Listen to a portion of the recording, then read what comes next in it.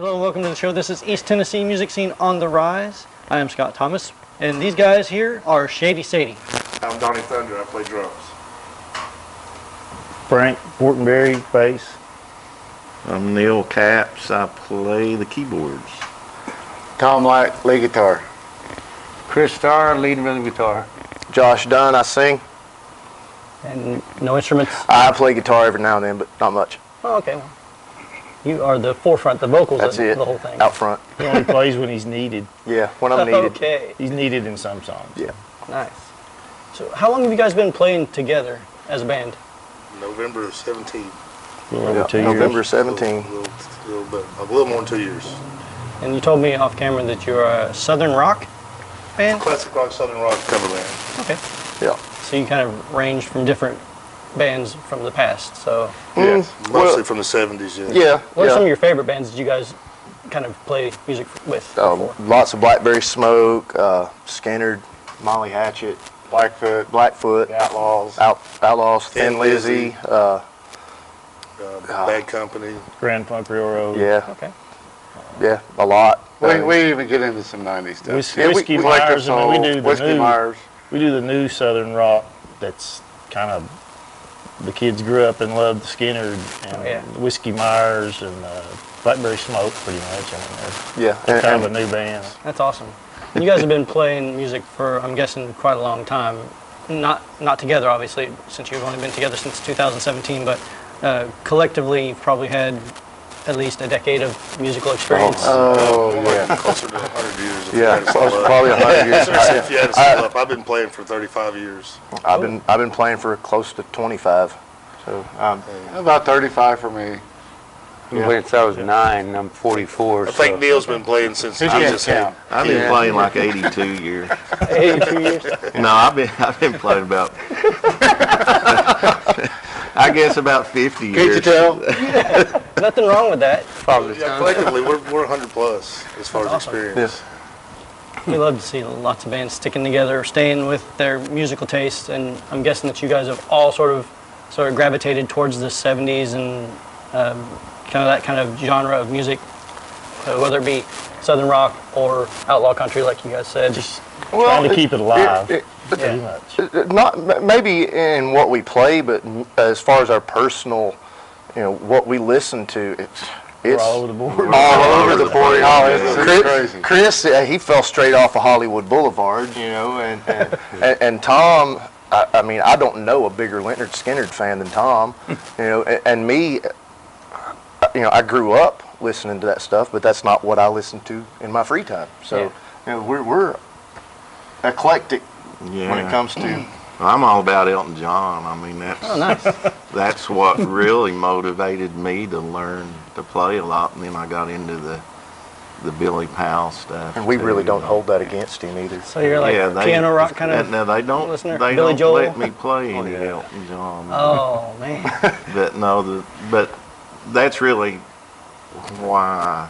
It's because we don't want you to wear the glasses. Oh, yeah. Yeah, I'll get some of those. I've called Or him Nilton Dutch John soup. before. Nilton John. Yeah, Nilton John to make him feel good. Musical instruments. You have guitars, you have bass, you have drums, vocals, Right. but not that many bands play with keys. That's one of the things that we It's funny really you like. say that because just a couple weeks ago, I think it was Frank actually posted a picture on our page.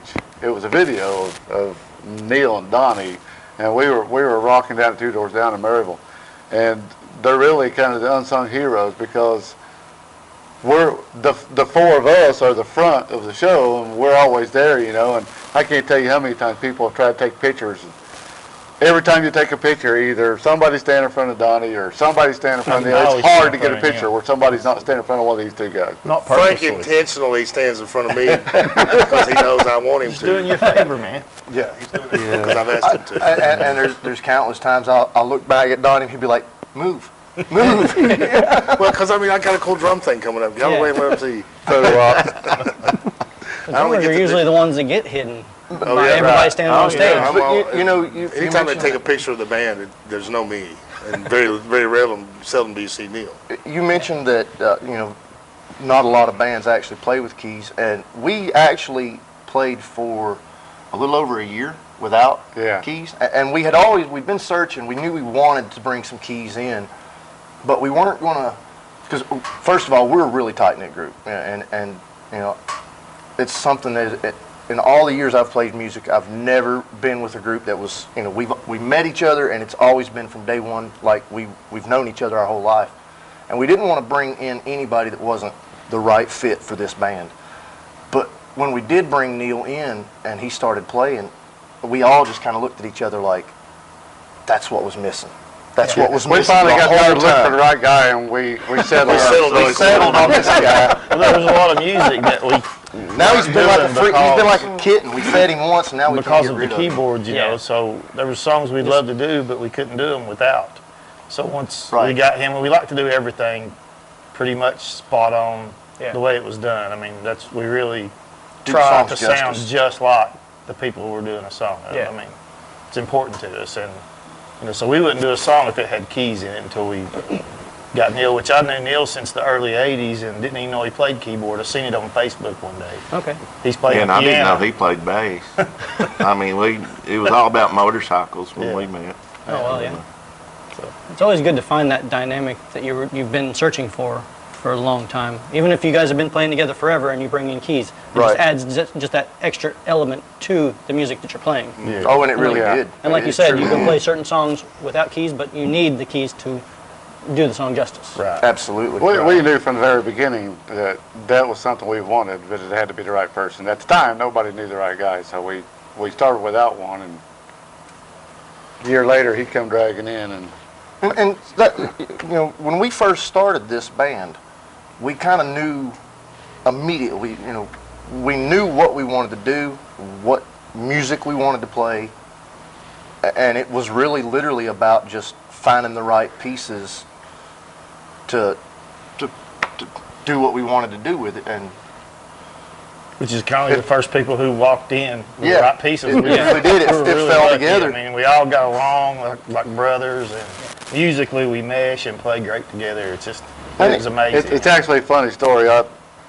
I quit playing music for about 15 years. I just got frustrated with not finding the right people to play with, doing the kind of music I wanted to do. Yeah. And I was ready to quit, and my sister convinced me to run one more ad, and I did. And Josh called me, and we got together with a couple other guys and knew immediately that we jived really well, but the other guys weren't. In the meantime, me and Frank had been talking kind of in the background, and Frank had actually called me one day to tell me that he decided he wasn't interested in the project.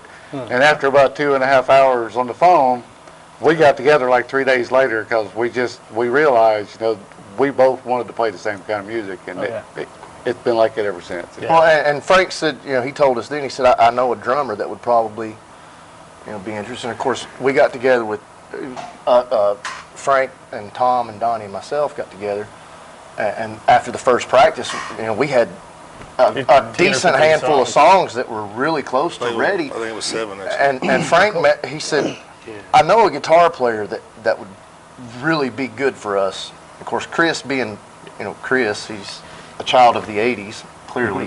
No, And, no. I'm a child of the 80s as well. Well, we were kind of concerned that, you know, would it even be the kind of music he enjoyed? Would he enjoy himself? And Frank pulled up a video on his phone, and Chris is just shredding. And Frank says, he's cooling off in this video. He's cooling down. We're like, that's our guy. So we got together at Frank's house a week or so later, and it's been nose to the grindstone, don't stop, don't pass go since then. I mean, it's As fast as you can go, as busy as you can be. pretty much. We have like 2 guitars, you know, in the band, but what we do is we always complement each other. We're not playing the same thing. Very rarely ever are we playing exactly the same thing because it's like orchestrated. Yeah. I mean, it's not like your typical 2-guitar band where everybody's just pounding out chords. I mean, we do a lot of orchestration between ourselves as far as making the sound fuller and stuff. I mean, it just happens naturally, though. I mean, we just gravitate in different areas of like you could have one chord, but we play it different ways to make it bigger. You know? styles. Yeah, it's like stereo effect in real life almost. you Yeah. know.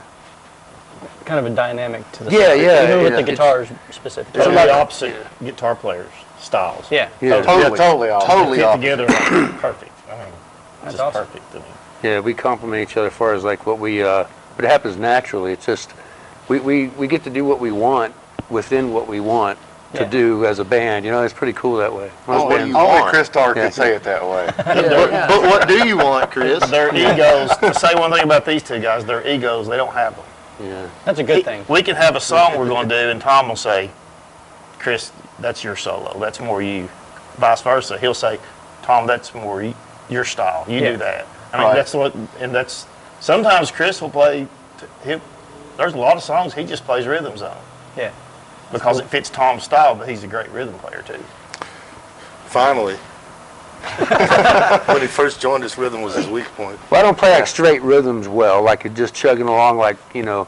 Chris is a riff master. I'm always putting little things in, like, you know, just little ways of doing it. But you truly have become a great rhythm guitar A player. lot better, yeah. You're all right. Yeah. You ever thought about joining a band? I was thinking about it. Yeah, think I about know a couple guys. We probably hook you up. Set in with you guys maybe one night or something, you know. But you know, Frank actually hits on a good. That's one thing I've always loved about this group is there are no egos.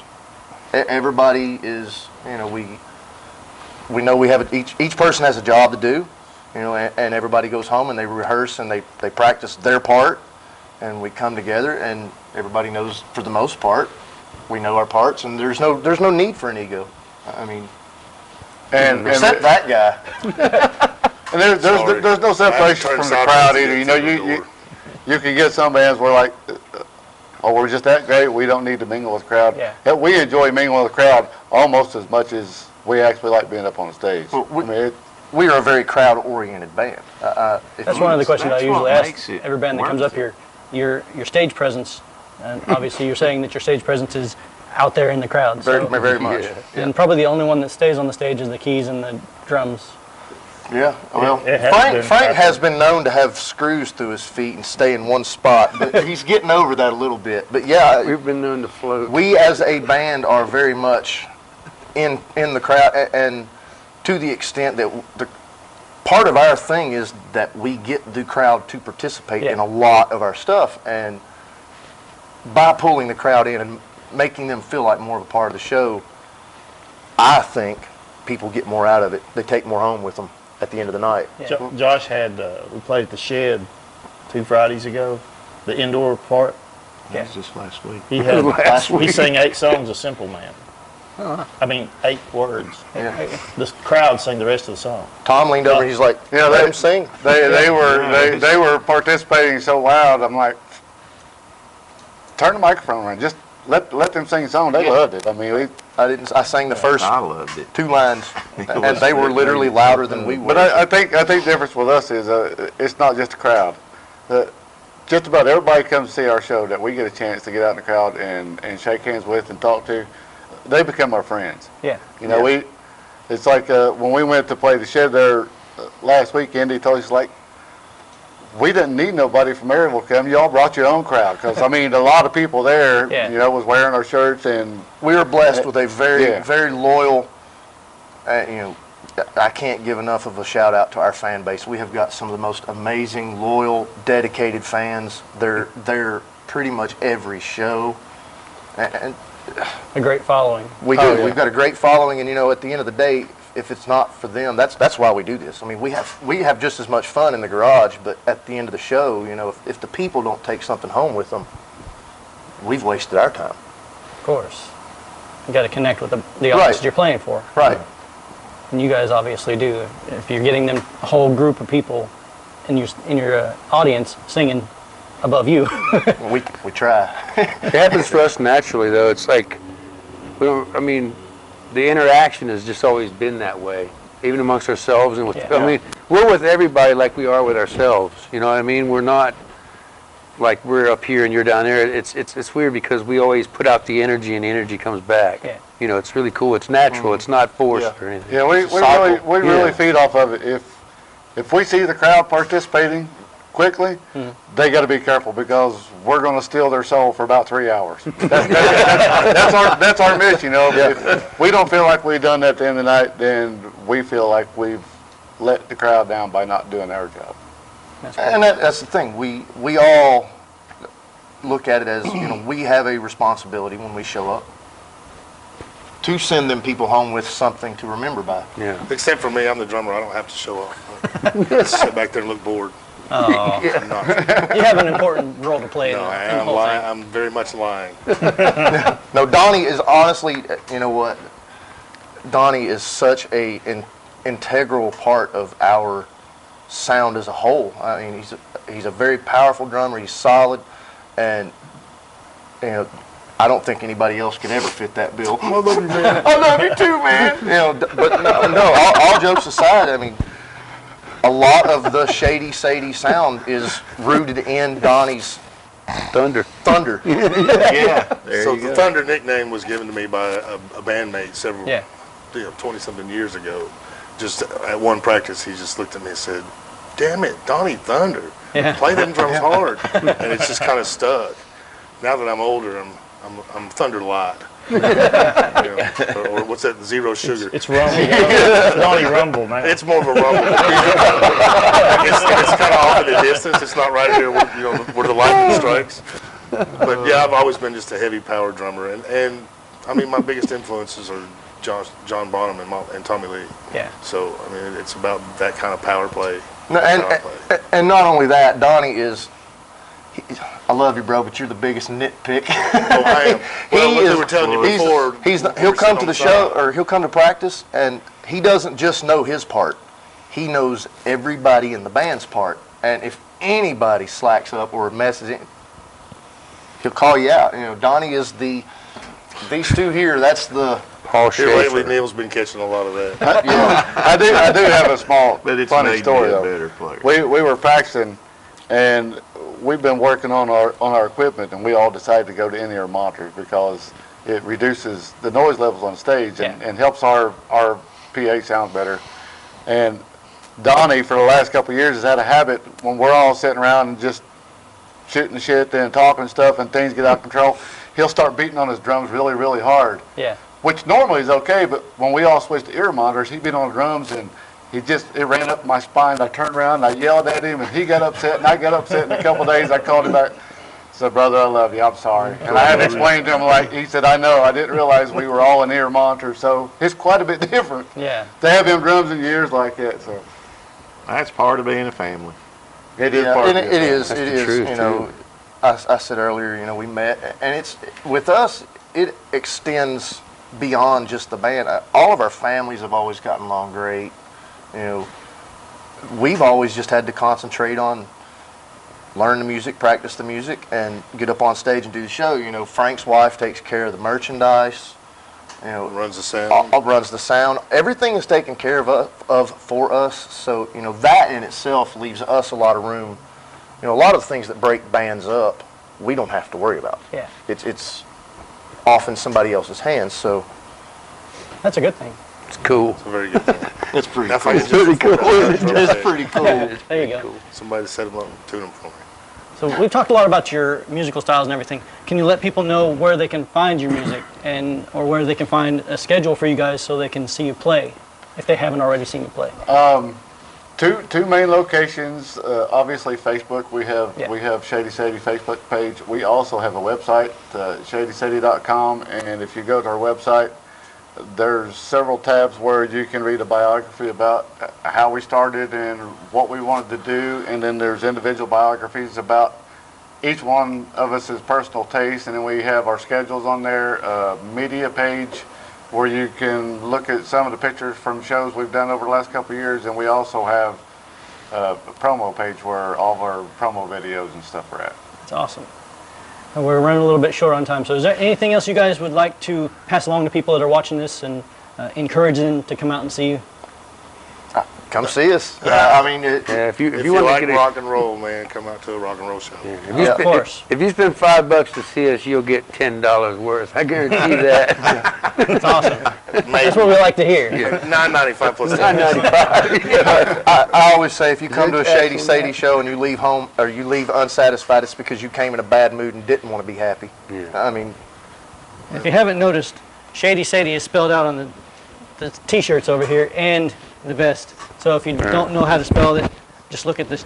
Look at this stuff. It's SHADY SADIE. Is that correct? That's it. 2 words. 2 Clyde words. Earp's girlfriend. There you go. That's what it was. Josephine. That's awesome. Yeah. Yeah. That's what they called her. Oh, I didn't know. Yeah. In the movie Tombstone, Josephine, that's what they called her, Shady Sadie. Awesome. But Tom found it. Before she came to Tombstone, she lived in Kansas City, and she had a bad reputation. She was a whore. Oh, no. Literally, she was. Can you say that? Yep. A lady of the night. He can But she had a bad reputation for stabbing people and taking their money. And that was her nickname. So there you go. You guys have to check them out. They are awesome guys.